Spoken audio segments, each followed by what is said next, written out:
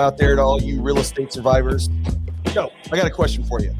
Have you ever watched a home buyer hit a financial wall and wish that you had some sort of magic wand to help them out? Well, today is your lucky day. So welcome to the Texas Real Estate and Finance Podcast. I'm your host, Mike Mills, a North Texas mortgage banker with Geneva Financial. And together, we're going to uncover the wizardry behind special loan products today. Now, these aren't just tricks up your sleeve. These are actual real solutions for your clients' biggest hurdles. So what if I told you that the difference between a client's dream home and a missed opportunity could be as simple as knowing about a special type of loan? In the complex world of real estate, knowledge is more than power. It's the thing that makes deals happen. And today, we're going to get into the deep end on those special portfolio loans that can make all the difference in your business and ensure that you're always one step ahead of the competition. So if you're curious about these game-changing potential of these types of out-of-the-box loans, I would imagine that many of your fellow real estate professionals are as well. So if you find this episode helpful today, show us some love by liking, sharing, and commenting. Each little interaction by you helps us grow and continue to provide insightful content that could revolutionize your approach to real estate. All right, let's get on to the show. So imagine if you had a Swiss Army knife in the world where everyone else was holding a single screwdriver. That's what talking to our guest, Morgan Smith, feels like, especially when it comes to navigating the labyrinth of all these different options. So Morgan's here to arm us with the tools, like my shirt says, of knowledge, turning each one of you into a real estate MacGyver. So let's welcome the master of mortgage creativity, Mr. Morgan Smith, to the show. Morgan, how you doing, buddy? Good. Thanks, Mike. Thanks for having me on. Appreciate it. You got it, man. Thanks for joining me today. I know, so I'm in Texas and you're in Oregon, so we got quite a little different time scale here. So I appreciate you hopping on with me. But so let's just kind of get right into it. I want to start just with a basic question. So when I say special loan products, when I say portfolio loan products, a lot of people don't really know exactly what that is, or they may have some idea of it, but can you just give kind of a brief overview when you hear loan officers or realtors talk about these kind of things? What generally type of products are they talking about? Sure.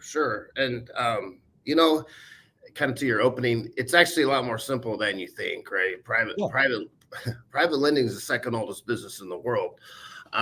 It's been around for a long time.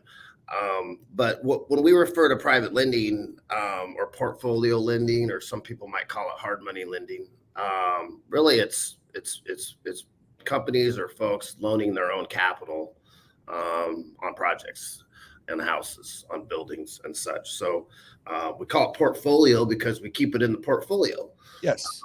As opposed to, as you know, Mike, being a mortgage professional, I mean, the majority of the mortgages that are originated today are packaged up, securitized, and sold on Wall Street, or sold to Fannie Mae, securitized with Fannie Mae, Freddie Mac, VA, FHA, all that stuff. So those mortgages are gone, and they're set to a certain criteria, and the reason that they get purchased is because people know what they're buying when they buy them, because they have to meet certain guidelines, right? Well, portfolio lending is different. Portfolio lending is it's kind of as simple as you're loaning your own money. Would you make a transaction? Would you be willing to invest in a transaction? So it's true mortgage investment, I would say. And so we call it portfolio because it stays in the portfolio. We prefer that term. Like I said, a lot of people refer to this business as hard money business. And that's because, they say the loans are hard to get and they're hard to get out of sometimes. Is that where that came from? I didn't even know that. That's where that kind of originated from. A little rough around the edges. There was the guy Joe at the corner store who you go down and you borrow money from. It kind of developed kind of out of loan sharking, right? That's kind of a little bit of the history, but so if we don't pay you, Morgan, are you coming to break my kneecaps? That's right. And I got Vinny. Vinny comes over and pays you a visit first. But there's a little bit of that in its history. So we try to differentiate ourselves from that group. But more specifically, we're in the business of loaning money, and we're in the business of getting our money back. And a lot of people think like, oh, it must be great to foreclose and take houses back and do all this stuff. It's really not. It's really a pain in the ass. And so really what we want to do is we want to develop strategic relationships with borrowers and help them and become a financing partner of them. That's really how we look at it, so that they can be successful and then pay us back so that they can do it again. Well, I guess you probably get a lot of repeat clients too, because once somebody goes through the process, they kind of and have a mode, especially when it comes to investors, like they use you on a regular basis because you have that relationship and you're more willing to do the lending in that regard too. That's right. And that's how we look at it, Mike. I mean, we've got, as you know, we've got one product that kind of caters to the owner occupant market, which is our signature bridge loan that we call a transition loan, which we can talk about in a second. But besides that, our loans are business purpose primarily. So we're loaning to builders, investors, realtors, sometimes contractors, not on primary residence, but on deals. Right. And so, you know, I've had this conversation many times with investors. People say, well, isn't private money or hard money more expensive? I go, yeah, I mean, it depends on what you're going to compare it to, right? So is it more expensive than traditional agency or FHA money? Yeah, it is. Is it more expensive than a partnership?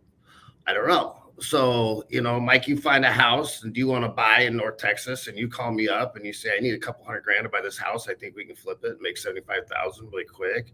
And I say, all right. And so I put up 200,000 and you go buy the house. I mean, what would be fair for me to ask you in return for that? Yeah. Yeah. Right.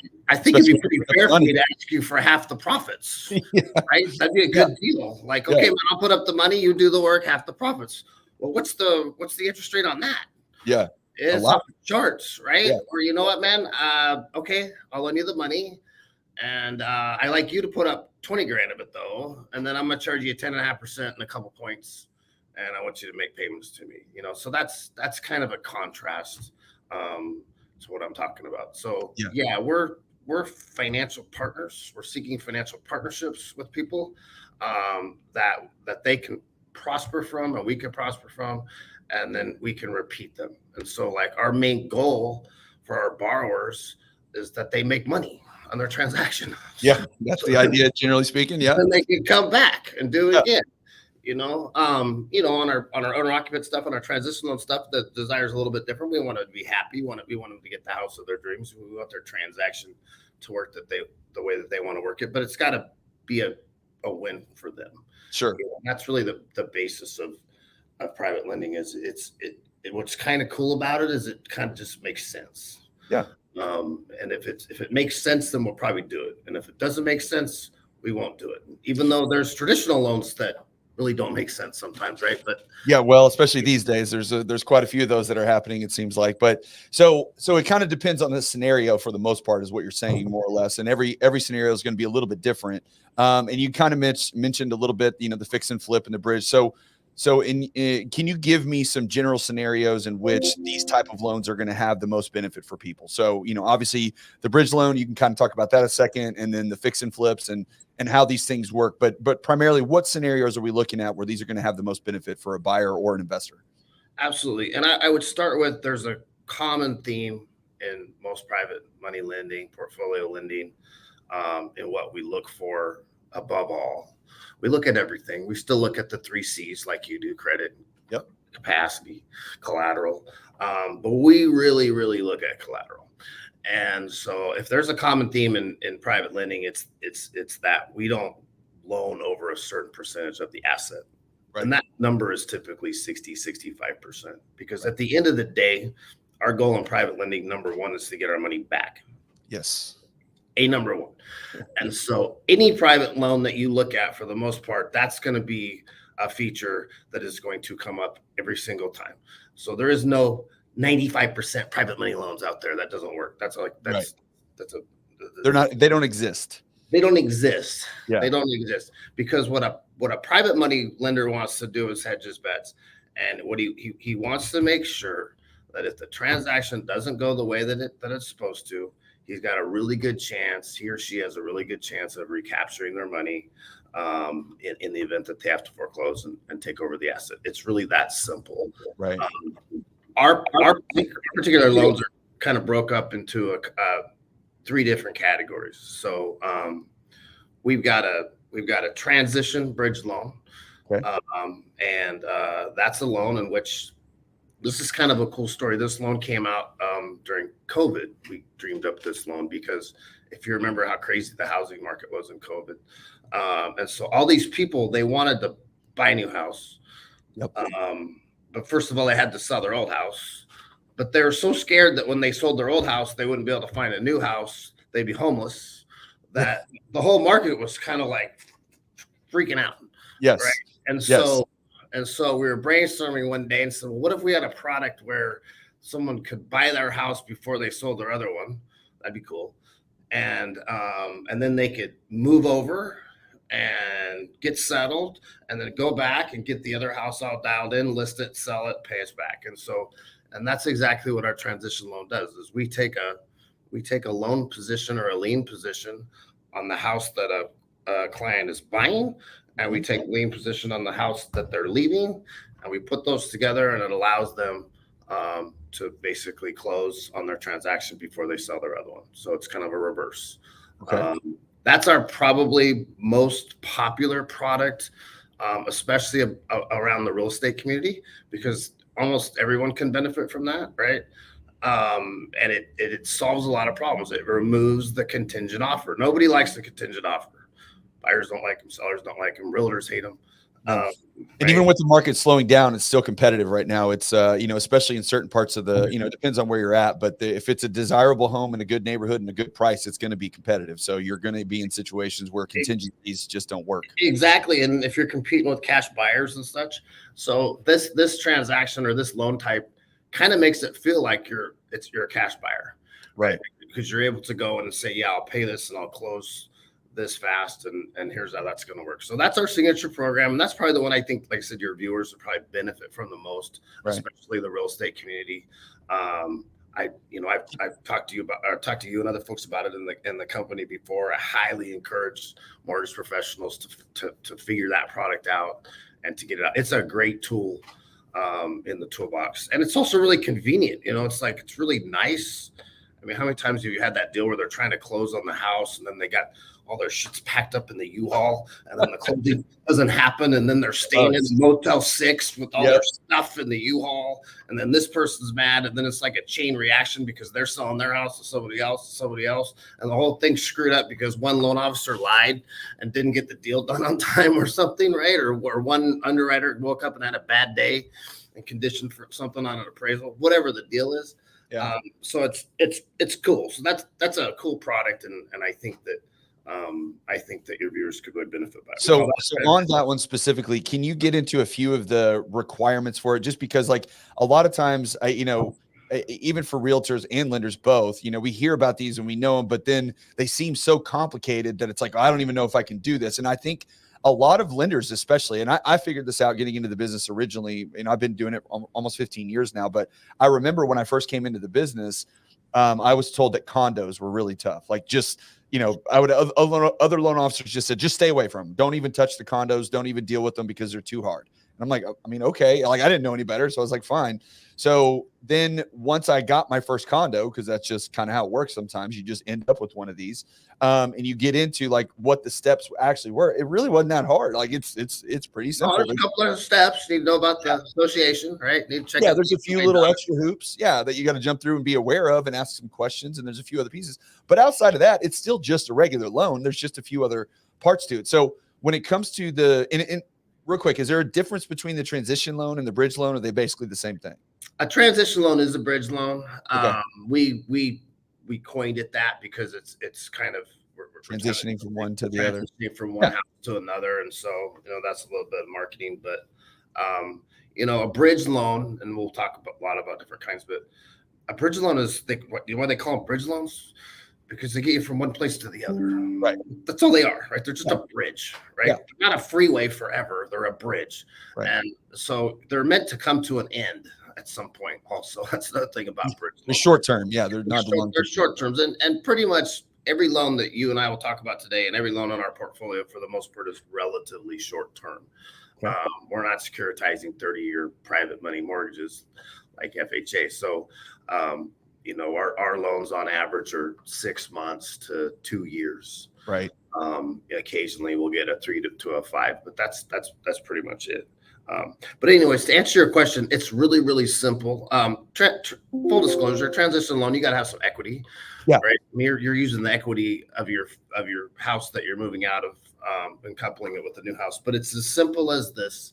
You take the the value of your departing residence, you take the price of your new house, you add them together. That's the total value. Okay. You take the total value and you multiply it by 65%.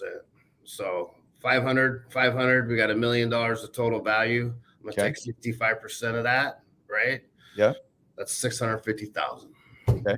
That's the max amount of money I'm going to loan you. Okay. Okay. You owe a couple $100,000 on that house, maybe. We take that 650, we pay off that 200, we go in first position on both places. We're going to deliver $450,000 to the closing table, right? You're buying a new house for 500, you come in with 50 grand, we close the deal. Okay, so you make up the difference on that. Okay, that makes sense. Most of them close without that. Most of them close with zero out-of-pocket cash from customers because they typically have enough equity. It works really well on. First of all, you got to have a little bit of equity. It works really well on a lateral move, or it works amazing on like a downsize. Downsize, like so older family or older couple downsize. We do that every single month. We'll have an older couple getting out of a $750,000 house somewhere on the East Coast and jamming down to Florida and buying that condo for 500. Right? Yeah. Gliding in, moving, being happy, turning around and listing it. So it's as simple as that. We'll loan you 65% of the value of your homes, and we got to pay off any debt. We stick a mortgage on both properties. We close. You go do your thing, move in, list your other property. When your other property comes up for sale, we will provide a payoff. Typically, that's not enough to pay off our entire loan, right? Because we do both assets, but it usually pays off 2/3 to 3/4 or whatever. And so in essence, what we do is we take all of the cash from that transaction. We reduce our overall payoff to make it so that there's zero out of pocket from the borrower. And then we take a partial pay down. So that $450,000 loan or that $650,000 loan goes down to 200, and it's now sitting solely on the house that they've purchased because they've sold the house that they've left. Right. Yep. And then mortgage professional like you goes in and refinances them. So, sometimes we have enough equity that it just goes away, or it ends up being a nominal amount in that payoff. But most of the time, and the reason that I think this loan is really great for our fellow mortgage guys is not only is it a solution for a borrower and a referral partner, but it also leads to another loan. Right, you're gonna ultimately probably end up with a refinance at the end of the transaction. Yeah, you're helping with the purchase and the refinance both. So, so and it'll be a nice low LTV refinance probably, and it's a better deal and all that stuff. So. And the benefit for the buyer is that they are able to do this quickly because you're just like you said, you're looking at the asset more than anything. Obviously, credit and income are a consideration because if someone doesn't have a job, you'd be concerned about that, but. That's right. It's quick. It's painless. I'm not going to say we don't have any income restrictions because we're Make Sense, but it's not a hardcore underwrite like a 30-year mortgage is because it's a bridge. We're going from one place to the other. And quite a lot of times, Mike, there's enough equity that we loan them the payments too. Okay. And then whatever payments they don't use, it just gets credited on their payoff. And then on the lender side of thing, we're going to basically pre-approve them anyway for the new house to make sure it all fits based on those. So we're kind of looking at that stuff ahead of time regardless. Spot on. And that's a really good point that I would bring that across to everything that we do. And obviously, we deal with a lot of mortgage professionals like yourself. The question I'm going to ask you 9 times out of 10 when you bring me a deal is, hey, Mike, what's the exit strategy? Right. How you get out of this? How are we getting done? Yes. How you get this done? Oh, well, the exit strategy is going to fix up the house and sell it. All right, cool. Okay. The exit strategy is at 6 months, he's going to have 2 years of self-employed tax returns done, and I'm going to get him approved with Sally, the underwriter, but she told me I couldn't do it until there was 2 years. Okay, cool. That's a good one. Okay, so that's another thing. That can actually make a lot of sense, too. If you have somebody that is needing to do something and they need that bridge between when we can actually qualify them, because I didn't even think about that. That's when you have a person that has self-employed income or they've started a new career or something like that, or maybe they've gone from a W-2 to a commissioned employee or something along those lines, and you need that extra 6 months of time before you can get them there, then sometimes you can make that work. That's right. And like I said, primarily we're dealing with investment properties, but that comes up all the time in investment properties too. Sure. I mean, getting a Fannie Freddie 30-year non-owner mortgage isn't that easy, right? Especially for self-employed guys. And so, we we solve that problem a lot in a lot of different ways. We solve that problem with income sometimes, like you just said. We solve that problem with seasoning, whether that's seasoning of assets or or seasoning of down payments or seasoning assets, whatever. Like you call me up and you say, "Hey, I got this investor wants to pay $300,000 for this house. He's got 150 grand, but he got it from his brother yesterday, and it's not seasoned. I don't care. Right. I don't care. Yeah, right. Yeah, you're fine. You got the money. You have the money. You have the money. Is it real money? Yes. Well, if the title company takes it, that works for me. Yes. Or, hey, Mike, my mom passed last month, and we just got there last year, and we just got through probate, and I just inherited her free and clear house in Fort Lauderdale. It's worth $500,000, and I'd really like to take some cash out and do some things. I got to fix it. I got to do some other stuff. And Well, okay, but it's a traditional loan, right? He's probably going to have to season that for a while. He's probably going to have to own it for a certain amount of time before he can do cash out. Well, we'll just loan it to him the next day. So, because this makes sense for us. Right. It makes sense because it's not risky. It makes sense. And so that's what we try to do. We try to make sense. So what kind of cost on a, and I know it's going to vary depending on the size of the loan, so you can speak in percentages or whatever it is, but what kind of cost would a buyer be looking to incur on doing the bridge loan versus, because there is no option otherwise. So what would they be looking to incur in that situation, generally speaking? Generally speaking, you're going to pay a rate in the high 8s to high 9s. Right now, because right now rates are in the 7s. So yeah. Right. So comparatively, it's not that bad.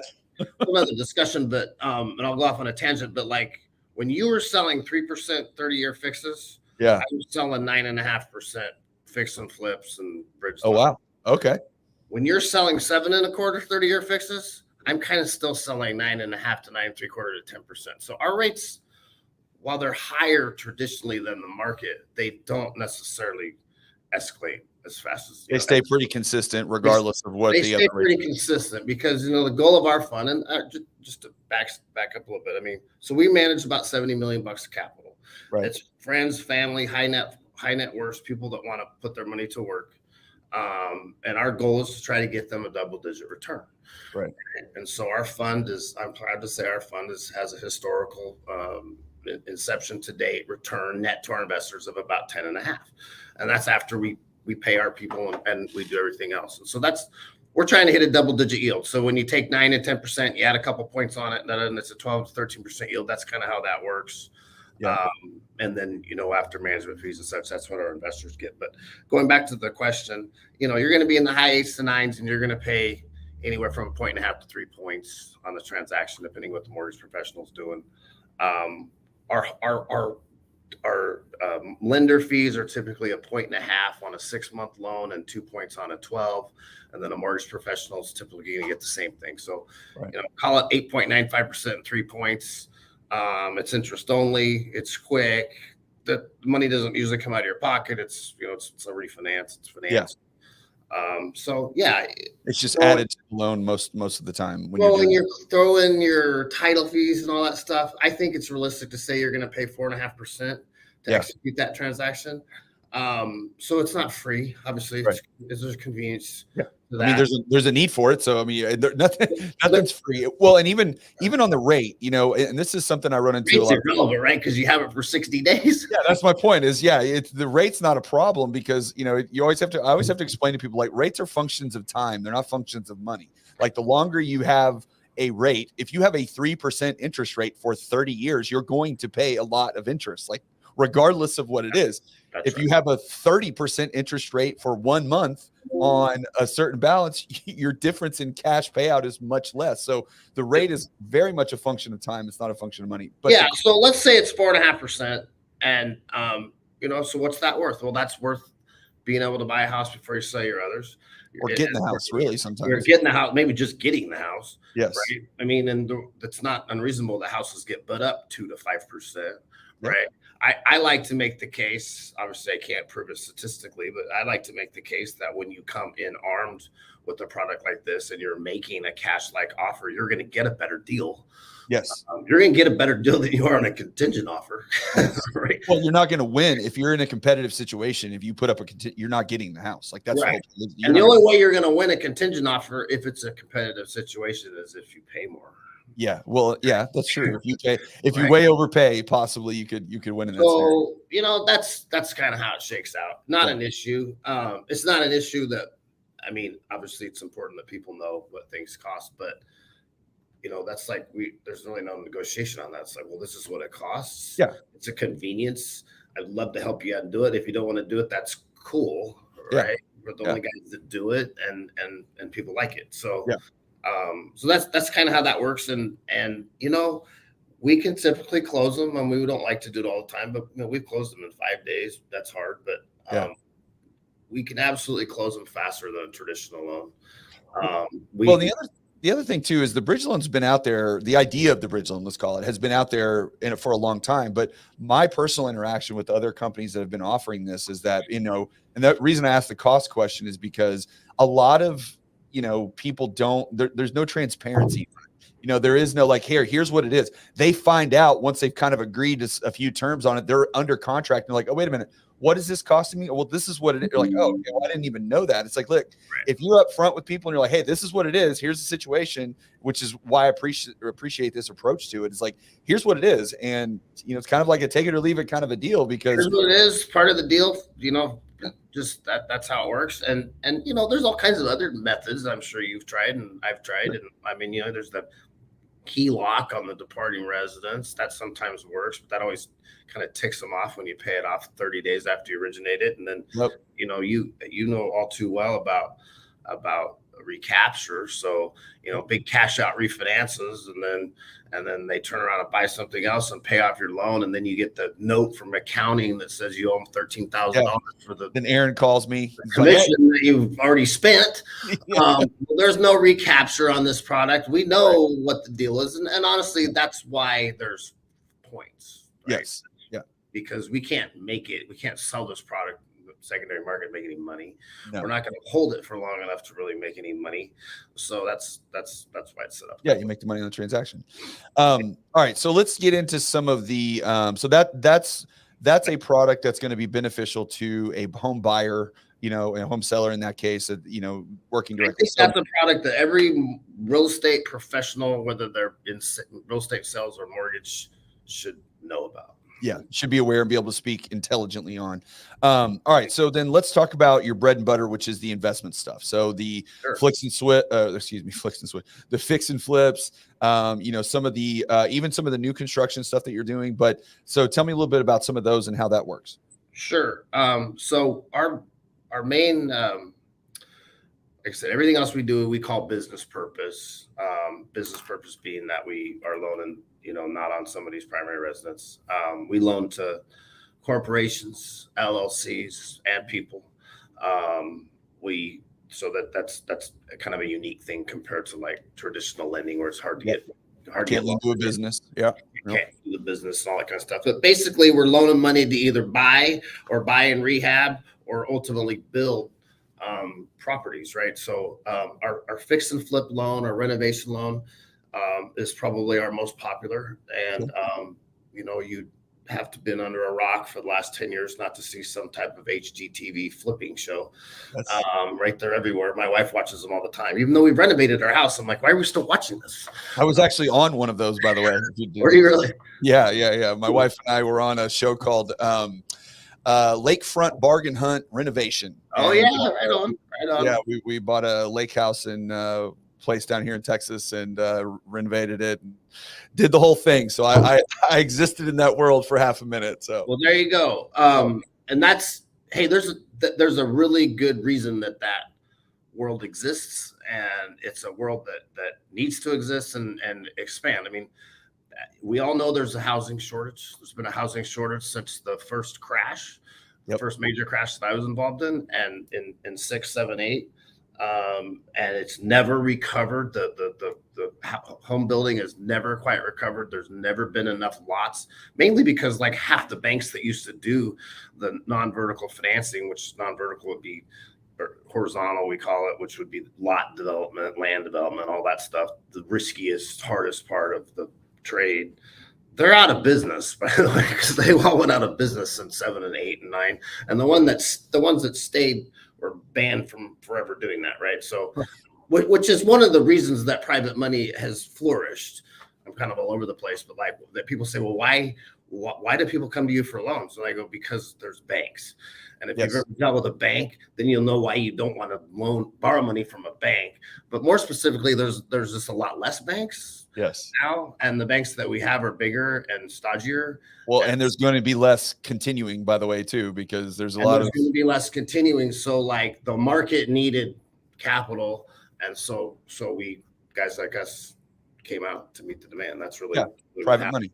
Yep. Private money. That's why private money exists, is because there's banks, and or there's not banks, right? And I mean, and I joke that, and I have friends that are bankers, and I've even worked in banks and owned a bank, part of a bank at one point in time. But yeah, I mean, if you know the problem with banks. Where do you want to start? I don't know if we have enough time. Well, it's really simple. They're run by bankers. Yes. I mean, that's the problem, right? That's the problem with banks. Anyways, fix and flip. So the nation has a shortage of housing. There's a ton of houses that were built in the 30s, 40s, 50s, 60s, 70s, 80s that are dated, that are in good neighborhoods or coming neighborhoods, and they need renovation. Because let's face it, when new home buyers come in, especially the younger ones, they don't have any perspective. Like they can't dream, they can't see any potential. And quite frankly, it's really hard for lenders to make loans on dilapidated houses, right? You want houses that are done. So there's this conundrum. You've got all these people that want to buy houses, and you got all these shitty houses. And so somebody's got to bring those houses to market. And that's what fix and flip is. That's really where that whole renovation craze came into. And so we'll loan money to purchase a house, and we'll loan the money to renovate a house. And we do that kind of like a construction loan, and we do it in a basically a process in which we administer draws. So again, kind of going back to our original premise, like, what's the number one thing that we care about as private money lenders? Collateral, right? We're not going over 65% loan to value. So how do we do that? Well, guy buys a house for $200,000, wants to put $50,000 in it. We'll loan them, 90% of that number, but we're going to hold back that $50,000. Right. And then he's going to go out and he's going to tear a bunch of stuff out and replace it, and call us up and say, hey, I got all the drywall's done and the sheetrock's up and we're ready to go and I need a draw.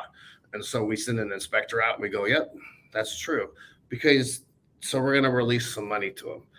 Why? Because the house is that much more valuable now. Right. So we're keeping our loan to value the same the whole time.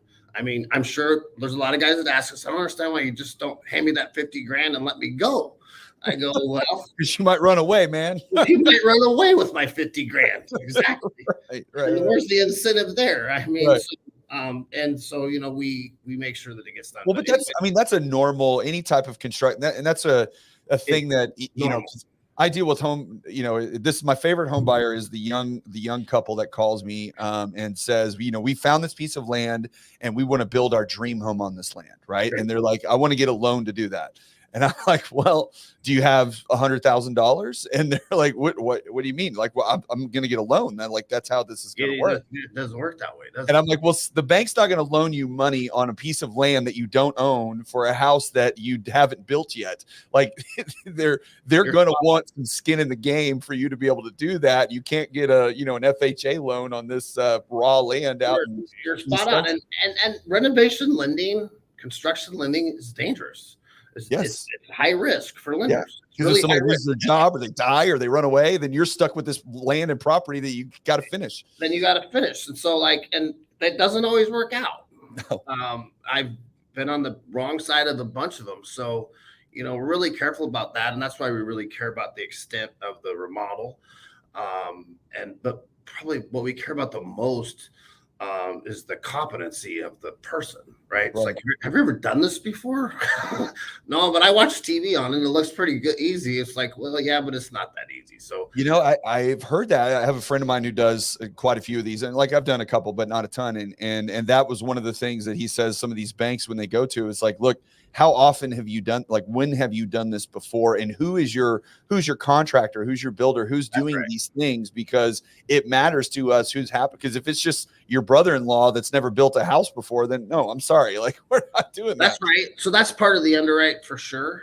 Sure. And I mean, we absolutely work with inexperienced renovators or less than fully experienced renovators, but it also depends on the scope of work, right? So Sure. not all remodels are created equal. You go buy that 80s rancher and you want to go in and do some paint and carpet and replace some cabinets and some appliances. Okay, that's not that difficult. Right. You go buy that 1918 house in the inner part of Boston, and you're going to try to go up and put a second story on it or whatever, take out a bunch. That's the different story, right? So not every deal is the same for sure. But basically, kind of going back to the premise, we will loan money to purchase and renovate a house, and we'll manage that process through with the client. And while we call it fix and flip, it also can be fix and hold, right? A lot of them are fix and hold as well. So a lot of investors are going in and they're performing it like they were going to sell it, but then they turn around and they rent it. They rent it out, and then they'll do like temporary or permanent financing, and then they bring in their permanent financing. Yeah. Right. So again, as a mortgage professional, fellow mortgage professional, a chance to get a couple loans. Yeah. Yeah. And what we care about, like we always talk about LTV. So in this case, again, we're back at that 65% number where we're going to loan you no more than 65% of what this property is worth when it's done. Right. Might be 90% of what it's going to cost you to buy and renovate it. Yeah. But we're going to loan you 65% of what it's done, and we're going to control that process. And people are always like, well, I don't understand why you don't loan more. I said, well, let's talk about that. So 35%, that's your gross margin. Okay, that's all the money you're going to make. Let's start with that. Right. Okay, so here you are. You're a home renovator, and you're starting off with a 35% gross margin. That's before you've made a single interest payment. Right. So let's figure you're gonna probably pay 5-6 months of interest. So that's 3 to 4%. You're gonna have the pleasure of paying likely some realtor 5 to 6% when you sell it. Right. Yep. So now we're up to 10 to 12%, or said another way, we're down to 22%, 24% gross margin. Mm-hmm. I don't know if you've ever done a renovation project, but like they tend to take longer and cost more, not the opposite. Absolutely. I've done 3 of them, and every single time, and mostly it's because I get my wife involved. She's like, we should do it this way. I'm like, it's a lot of money. Scope creep, project creep, whatever. So chances are you've underestimated. Yep. So now your 22 goes to 18, 15. And that's if you sell it on day one. So is it reasonable to make a 10 to 15% net profit? Yeah, that's about it, right? Otherwise, what are you doing? Yeah. Why are you taking all that risk? So, while that's obviously self-fulfilling for us because we're trying to protect ourselves, it's also mutually beneficial, right? We want you to make money on that transaction. Yeah. Right? You got to make something. So, if you can, why are you doing it? Why are you doing it? Right. This is not a nonprofit. This is a for-profit business. Yes. And if you can make 15 or 20%, that's a pretty good deal. Yeah. And that's kind of how that works. So we do a lot of fix and flip lending, renovation lending. I'm really curious what you're seeing right now on that, especially because with the market, you said it a minute ago, right now, housing is in short supply. We've been that way for a long time. And quite honestly, I don't see where that is going to change. I actually think it's going to get worse because if you look at housing starts just in the month of January, they are way down compared to where they were. Builders are pulling back how much they're building. And there's a myriad of reasons and possibilities as to why that's happening. And then there's also another trend where people are staying in place longer. So now you have, the average home used to turn over, say back 10 or 15 years ago, it would turn over in 6.5, 7, 8 years. Now the average has moved all the way up to 12. So now people are staying. And then when you add in people locked into 2%, 3%, 4% interest rates and the rates are high, that number is going to just continue to grow. So my question is what are you seeing? Because you deal with this every day. I mean, is there still a market out there for these fix and flips? Or are there still homes? Absolutely. I mean, I think the question you really want to ask is what markets can you actually make money fix and flipping, right? Because to your point, they're so competitive already that like there's not a lot of margin in a lot of properties. No. But absolutely there's markets, typically lower priced markets, where there's some pretty considerable upside left in fix and flip. And I do believe, like you, that it's going to continue. The demand for housing is just going to continue, in my opinion, despite what happens. I'm never going to make the call, but I do believe interest rates will come down at some point in the future. Not that even matters probably in a while, because it's just people just need to buy houses. Yeah. You're going to have, I've thought about, the baby boomers, as they start to pass away, they own a lot of houses. There's going to be not that that's going to be a glut of houses, but what I look at is that's going to be a lot of houses that need renovating. Yeah. Yeah. Well, it's going to be a slow drip. It's going to happen over time. But it also, again, that to my point, like I live in an area in North Texas where we live near a country club. I don't live on the country club, but I live near it. And so the neighborhood that surrounds our area it's older. I mean, it's been around for 30, 40 years. I mean, it's an older neighborhood or area, but my son goes to junior high there, and the attendance, or I should say the enrollment for the junior high has significantly declined over just the last 5 to 10 years, because what's happened is that the older population that bought these homes in, say, the early 90s or late 80s or whatever, even late 90s, I forget how old I am, but they're not moving. They're staying there. And so we don't have new families coming in to that area to help bolster the schools. And so the enrollment's shrinking, and the teacher's like, what's going on? I'm like, that's because none of these people are moving. They're staying where they're at. They're not going anywhere. The other thing you have in Texas, everything's big in Texas, right? But you guys have land. Yes, we have a lot of land. You have a lot of land. A lot of land. And so, you kind of can drive until you qualify, right? Like, yeah. Okay, I'm using that. I'm gonna use that in one of my videos. Drive until you qualify. I love that. That came from when I used to have an office in Dallas, and then Plano, and then Frisco, and then you just drive north until you qualify. And then you get into Oklahoma now. That's where it's at. Pretty much. So there's a lot of differences in a lot of different markets. So, I mean, I think you have a robust renovation market because you just have a lot of people on a lot of houses, but you guys also have the ability to crank out subdivisions as much as you want. Yeah, but nowadays all the subdivisions are looking to, a lot of them actually are build to rent. So you see these big subdivisions coming up. Too, yeah. They're popping up everywhere, and you're like, oh, what's this one? And you're like, oh, it's 100 townhomes, and they're all for rent. None of them are by a Wall Street hedge fund, and they're just built. So you got to consider those factors. Land. You go to a place like where I live, Portland, where it's really conservative in terms of what we have of urban growth boundaries, and there's really tight zoning. There's a lot of that in the West Coast in particular. Like, it is what it is, man. There's only so many lots, and so like they're gonna have to renovate those houses. That's just because there's no other place to go. So it's a vibrant part of the market. I think it's going to continue. Yeah, it's definitely not created equal in different parts of the country. There's areas where it's a lot harder to make it work than others, but it's a robust part of our business, and we enjoy it. We support it.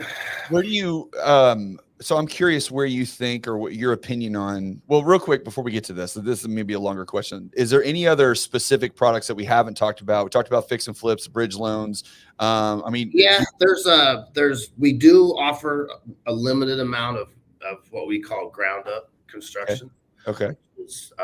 Which is building a house from scratch.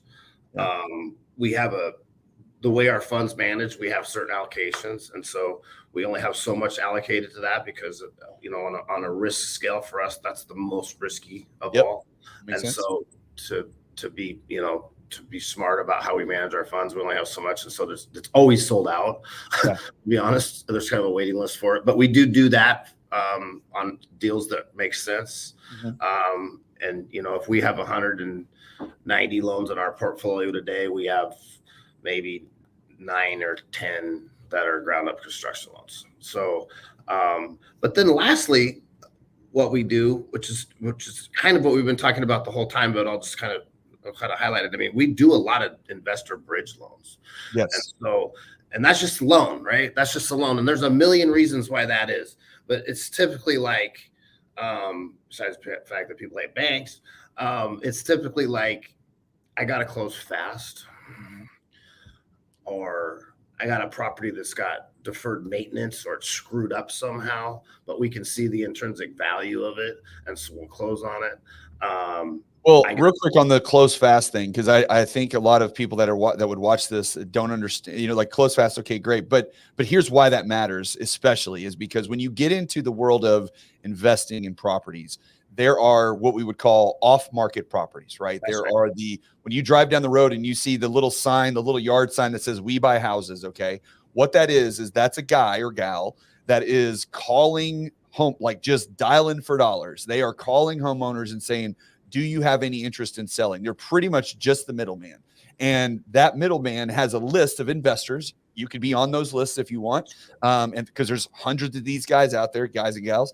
And once they find someone that's like, yes, I want to sell, then they shoot it out to all their investors. So the point is that these homes never hit the MLS. You're never going to see it on Zillow. You're not going to, it's not the foreclosure list where you show up. These are homes that are only being offered to people within that group because this middle guy decided to go knock on doors or make phone calls to get homes. And that's how it works. So that's kind of a new phenomenon, like, I mean, new in the last 15 years. Yeah. These wholesalers, they call them, right? Which are quasi illegal kind of, but whatever. They're like the in between the wall and the wallpaper. Yep. Like, right. But they serve a purpose. That's what they do. But you got to close fast because they're like fast because you're in competition with cash buyers. Yep. Right. So yeah. So when you look at any hard money loan, whatever you want to call it, like at the end of the day, it's a financial transaction. So like, how much does it cost? Well, it doesn't matter really within reason, depending on how much you're going to make. So like you call me up and you say, I can buy that house down the street from the estate for $200,000 and I can flip it for $3.25 in 3 weeks, you know, and it costs you $10,000 to get the financing. Sounds good. Sign me up. You made 115 grand instead of 125. Yeah. Or you can make no grand or zero. Yeah. Zero grand. So bridge loans, that's we do a lot of those. And like I said, it's typically because the house is in a situation that's not financeable conventionally, but we can look at the intrinsic value of it. The borrower's in a spot for some reason that he can't pull it off traditionally, but we'll be able to in a certain amount of time. Like I said, needs to close fast. We do refinances also, like you've got a free and clear property or something without much debt on it. You're trying to raise capital to close on something else. You know, we'll do that. We'll do that money quick. And then, you know, someone like you can come back and do a long-term refinance. So basically down and dirty, quick lending, equity lending, 35% down on purchases, probably no more than 60 on cash outs, right? Quick down and dirty deals. Right. So that describes a lot of what we do. And that's just like situational, you know, like the guy who inherited the house and he needs to take cash out in a week and all that kind of stuff. So that's basically what we focus on. And like, you know, and kind of in summary, you know, I go back to we're collateral based. And so like 65%, if you have a loan request that's 65% or less loan to value, then there's a pretty good chance we'll do it. Yeah. You know? Yeah. Especially if it's business purpose. It's kind of that simple, right? We may do it differently depending if the guy's got a 720 credit score or a 580. And we will look at character, but ultimately that's what we do. So, what do they say? If it makes dollars, it makes sense, right? Something like that. Yeah, something like that. And so that's kind of our products. And there's a million different ways that they take form, and I could sit here and talk to you about them all day, but it's just like stuff happens, right? Yeah. How do you get these loans? Stuff happens. It just happens that way. Right. being nice, but like it just because life happens. Yeah. People need things, right? Well, you've been doing this for a long time. You've been in and out in the world of real estate, lending other side for quite a while. So I'm curious, just, you pay attention to what's happening out there. Where do you think we're headed, like as a real estate market in general? I always want people's opinion on this because we're going through so much turmoil right now between, real estate commission lawsuits and interest rates being high and affordable housing crisis and builders pulling back and all this stuff. I mean, it's just, and especially now, in the last year, our industry as a whole has just shrunk dramatically, between realtors and lenders just getting out of the business because the money has dried up. So where do you think things are going? What's Morgan's 2 cents on this market and where it's headed? That's a good question. It's like asking me about interest rates. If I knew that question, where interest rates are going, I wouldn't be on this podcast, right? You don't have a crystal ball, but I'd be in my condo somewhere in the Bahamas. But my belief, I have a few beliefs. Like we touched about it earlier. I do believe there's an overall shortage of housing. Yep. And there has been for some time. And I believe that a combination of factors like the amount of skilled labor, the availability of materials, the availability of ground, and the not necessarily in Texas, but the more difficulty of city and county and municipal planning departments and red tape and permits and all that garbage that screws everything up is going to keep that down, right? Yeah. I don't see an oversupply of houses coming anytime soon. Potentially in certain markets, probably. Well, real estate's a very local thing. Real estate's local. So yeah, could they overbuild in North Texas? Yeah, they usually do, but it usually corrects itself, right? Yeah. Because they're big home builders and they don't go out of business and they turn them into rentals, like you said. And will they overbuild in Orlando again? Yeah, probably, in areas where there's no restrictions. But as a whole, I'm pretty bullish on that. Statistically, I believe that things revert to the mean over time. And so like real estate seems to go up like 2.5% to 4% a year, right? Yep. So when it goes up 35% in 1 year, like it did, I'm thinking it's got to revert to the mean, right? Got to come down. Yeah. Got to come down, or at least got to stabilize. Yeah. I think that's what you've seen when it's stabilized, right? I think you've seen that. You saw that happen from the peak of COVID when some markets are up a third to some depreciation, not massive amounts of depreciation, but certainly some depreciation in some of those markets, and absolutely flat. Right. So now we're almost 2 years after it. And if anything, it's gone down. And so that 33% is starting to revert to the mean. Yeah. Right. So I don't see a lot of short-term massive appreciation, I guess. I would agree. I think that, and that's because of that simple revert to the mean concept, but also there's a limit on what people can pay.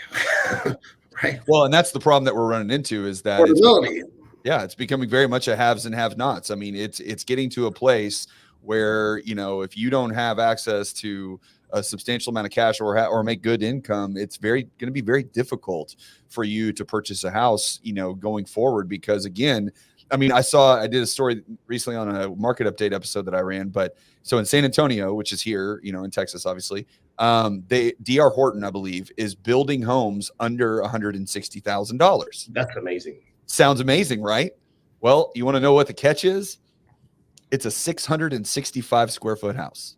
There you go. Now, it's available. It's there. It's a price point that can work for many people. But, the days of having the 3-bedroom, 2-bath, 1,500 square foot house and getting it for an affordable price. Unless anything can change. Technology and innovation is obviously the big driver in all walks of life. And you could see, there's things that we're not even thinking about that could come along and make that change. But, my concern of, even being in this industry is just in the sense that I just think that it's going to get more and more unaffordable because like we talked about, there's no wave of inventory coming and they're not building homes. So unless there's some sort of economic, that doesn't have to do with homes, but just an economic collapse or fall or downturn Right. or whatever you want to call it, then of significance, by the way, because the person, Yes. yeah, because the lower income, like we're going through, I think, a bit of a downturn right now. And I would, whether we realize it yet or not, I think we will look back, in 12 months or 24 months and go like, okay, that's kind of when it started to occur. But most of that is affecting lower income, individuals right now. It's not affecting the high net worth, high earners yet, or it may not get to that point. But those are the people that can afford to buy homes. So their impact is going to be lessened simply because they're not impacted by small economic downturns. So in order for us to have a significant shift or revert to the mean, like you said, there would have to be a pretty significant thing occur, like what happened in 2007 and 2008. And it's not going to be related to housing, by the way, because with rates and the underwriting requirements and all the stuff that's gone on, there's very few opportunities for. It's always different, right? It's different every time. It's going to happen. Something's going to happen. Commercial real estate. I mean, who would have predicted that housing would have gone up so much because of COVID? Like that. Yeah, well, cheap money does that. Cheap money does that. So, but kind of going back to predictions. So I feel like I don't feel that there's a massive crash coming. I don't think so. I do think that there's been a continual slowdown, and it's a grind. And you if you're in this business, you know that because you're grinding every single day. We're the canaries in the coal mine. All the lenders and realtors out there struggling. Right. But what I do know is that people get older. They want to move out of apartments. They want to have kids. Some of them don't have that opportunity, but a lot of people want them. And there's a drive. There's a desire for home ownership. And like I remember 10 years ago, we were all bitching about the millennials because they wouldn't do anything, and now all of them want to own houses. Yes. Right. Biggest home buyers in the market. Right whether there's 600 square foot houses in San Antonio that cost 170 grand, or they're row houses, or they're condos, or they're something, they're gonna continue to want that. And so I think the housing business is overall pretty stable. I think it's going to be kind of crappy for the next few months. It's gonna be slow. Slow, not devastating, but slow. Yep. I do think we've had some more depreciation than people want to admit, but nobody's selling anyway, so it doesn't really matter. Yeah, how would you know? If you're not selling, you have no idea. Yeah. No, right, exactly. So those are the unrealized losses that everybody's concerned about on Wall Street right now especially when it comes to commercial real estate. Yeah, so I think it's kind of going sideways, and yes, it'll absolutely be affected by interest rates at some point in time, and I think it's not going to take much for the people to jump off the fence and start buying again. Yeah. I write a newsletter every quarter to my investors, and I always have a part that's like what keeps me up at night. Like, homeowners have never had so much debt. People have never had so much debt. The United States has never had so much debt. And the United States has never had so much debt. Yeah. So, and I keep wondering, because Aaron talks about all the time, right? Like, why is it so hot? Why is this market so hot? Like, maybe it should start failing pretty soon. Why? Because we just keep borrowing. Right? We just keep borrowing. Got to feel like there's got to be at a state level and at a personal level, and so that never ends well. Nope. And so that's the part that I don't know the answer, but that's the part that I keep an eye on. Yeah, I don't think anybody has an answer for that, and I think there's a lot of people asking that question, which is why I think, especially on the investing side of the world, where you're looking at people going, what are we going through and what's going to happen? I think there's a lot of hesitancy because, and the debt piece is a real big piece of it, because again, as long as inflation keeps staying, let's call it sticky, right? It hasn't gone to the level that the Fed and Jerome Powell would want it to get to, or at least it hasn't indicated that it's headed in that direction enough. As long as that stays the course, then rates are not going to come down. And if rates don't come down, that cost of borrowing just stays high, and that debt just continues. I mean, we're almost we may be now, I don't know if we're there yet, but we are spending or close to spending as much or more on interest on the American debt than we are on defense, which is, by the way, our biggest expenditure. And we're spending more on interest right now. And that is not sustainable for the long term. That is not sustainable. I agree. And I think you're right. I don't know that to be a fact. I've heard that said a couple of times, is that interest just became our largest expense, which is Well, Yes. you borrow $3 trillion like we did last year. And I mean, I can't even tell you what a trillion is without really thinking about it. No concept of that. It's kind of mind-boggling. It's a number and that we don't A understand. million billions? Is that Yes. right? I think it's a million billions. Yeah. That's a lot. That's a lot of money. That's So a whole. that's got to have to put a tamper on it. So yeah, I mean, houses might go sideways for a while, but I got in the mortgage business in 1993. I wrote my first 30-year fix and sold it to Fleet Mortgage at 8.5%, and that was the best rate you could get at the time by far. Yeah.